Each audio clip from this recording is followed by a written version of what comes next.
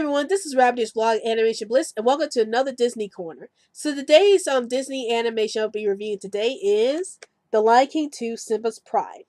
Now, before I get into this movie review, I would like to remind everybody that new videos will be posted up every Sunday. It could be Sunday morning, Sunday nights, or Sunday evenings, depending on when I can get the videos posted up. And if you happen to see a video posted up during the week, it must mean there was a bit of anime news that was released during the week that I wanted to cover. So those will be considered special videos, but new videos will be posted up every Sunday. So now let's get into this movie review, The Lion King 2 Simba's Pride. So this is basically a sequel to The Lion King, and starts off with Simba trying to teach his daughter Kiara about the ways of the world and trying to protect her. But Kiara wants to go out on her own in the Pride Lands, and it was there that she meets up with a young cub named Kovu. And it turns out that Kovu is following in the footsteps of Scar, at least according to his mother Zero. And it also turns out that Simba's pride is having issues with the Outlanders, and they seem to be feuding with each other. And during that time, Kovu and Kiara fall in love with each other, and it was then that they decided to try to stop their feuding families from fighting each other throughout the duration of the movie. So, what are my thoughts about this movie? Honestly, I think The Lion King 2 Simba's Pride was like one of the best Disney direct to video sequels out there. Like, I felt like one of my biggest issues with the Disney direct to video sequels was that they always seem to add in certain things that was not present in the first movie, and they try to say, oh well, this already happened in the first movie, so you should take it in stride. Or they like to break up the sequels into like three story arcs, and I'm like, if you wanted to do that in the first place, why not just make a TV series out of that the movie, instead of trying to say, oh, this is a sequel, but it's split up into three parts, that might not have anything to do with each other. Like, for example, Tarzan and Jane is supposedly the sequel to Tarzan, but where that ended up at. Um but yeah, I like the fact with The Lion King 2 Simba's Pride, it's just one big cohesive story. It's just one single story.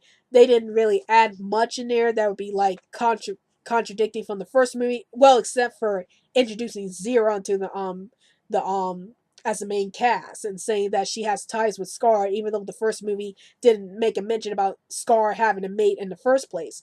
But I felt like that wasn't like a too big of an issue, but at the same time, I'm like, well, when was it mentioned in the first movie that Scar has a mate in Zero? But anyway, despite all that, I think the plotline was really good. Like, if it felt like it was like sort of like Romeo and Juliet, where in the original story, you have Romeo and Juliet fall in love with each other, but their families like feuding with each other. So, excuse me, and they try to figure out a way how are we gonna keep our love alive with our families like feuding with each other. And the same thing happens in this movie. Like Kiara's family is like feuding with Kovu's family, and they're trying to figure out a way.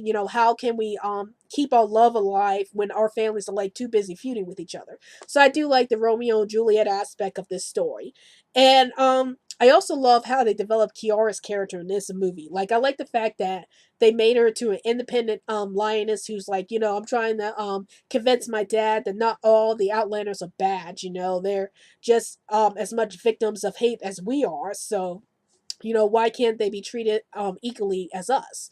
So I like that aspect of Kiara. And I also like Kovu too. It's like, he seems like he's conditioned to be like Scar, but you can see that Kovu's nothing like Scar. He wants to try to be friends or start a relationship with Kiara, and doesn't believe what his mother's like, saying that Simba's pride is all bad. Like, even he believes that not all excuse me, that not all of Simba's pride is as bad as Zero seems to think. So I really like how that movie approaches the issues that Kiara and Clover had to face with their feuding families. And as for the characters like Timon and Pumbaa, I know there were some complaints that some people said, oh, well, they're too out of place in this movie, because this movie is way darker and edgier than the first movie. And I will admit there are some darker, edgier bits about this movie, like for example, the whole feuding between the family thing, which was not present in the first movie. But I did like the fact that Timon and Pumbaa were in this movie, and I never felt like they were too out of place in this movie. Yeah, they were like the comic relief of the film, but that was fine with me because I was hoping this film has some comedy relief, but like not be too dark. And I always loved Timon and Pumbaa's characters, so I was glad that they were in this movie in the first place. Even if it seems like the comedy antics are like too out of place in a serious film, but you can say the same thing about the first Lion King movies that the comedy antics were too out of place with most of the darkness that was surrounding that film. But I do like Timon and Pumbaa's presence in this film. But overall, I think The Lion King 2 Simba's Pride is like one of Disney's best direct to video sequels in a long while. It really added more dimension to these characters, and I felt like, you know, they didn't add in unnecessary changes to the franchise that didn't need to be there. You know, they were trying to develop the story from the first half.